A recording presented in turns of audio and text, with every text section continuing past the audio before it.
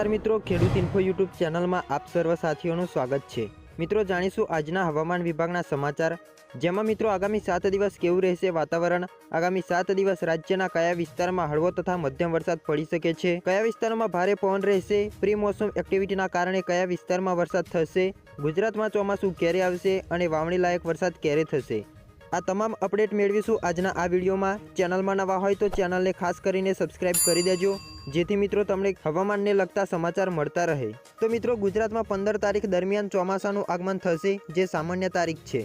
અને મિત્રો આજે 6 તારીખ દરમિયાન કયા વિસ્તારમાં વરસાદ થશે તેની માહિતી મેળવીએ તો આજે રાજ્યમાં દાહોદ, છોટાઉદેપુર, તાપી, ડાંગ, નવસારી, વલસાડ, દમણ, દાદરાનગર હવેલીમાં છૂટાછવાયા સ્થળોએ ગાજવીજ સાથે હળવો વરસાદ થઈ શકે છે।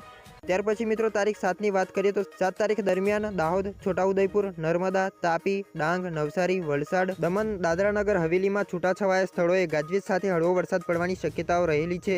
તારીખ 8 દરમિયાન દાહોદ, પંચમહાલ, આણંદ, વડોદરા, છોટાઉદેપુર, નર્મદા, તાપી, ડાંગ, નવસારી, વલસાડ, દમણ, દાદરાનગર હવેલી, અમરેલી, ભાવનગર, ગીર સોમનાથમાં છૂટાછવાયા સ્થળોએ ગાજવીજ સાથે તેમજ હળવો વરસાદ પડવાની શક્યતાઓ મિત્રો રહેલી છે। હવે જાણીશું મિત્રો 9 તારીખ દરમિયાન રાજ્યના કયા વિસ્તારમાં વરસાદ થશે તો 9 તારીખે રાજ્યના ઘણા જિલ્લાઓમાં ગાજવીજ સાથે હળવાથી મધ્યમ વરસાદ થઈ શકે છે અને ઘણી જગ્યાએ ગાજવીજ સાથે હળવો વરસાદ પડવાની આગાહી પણ કરવામાં આવી છે, જેમાં સૌરાષ્ટ્ર, મધ્ય ગુજરાત, દક્ષિણ ગુજરાતના જિલ્લાઓનો સમાવેશ થાય છે।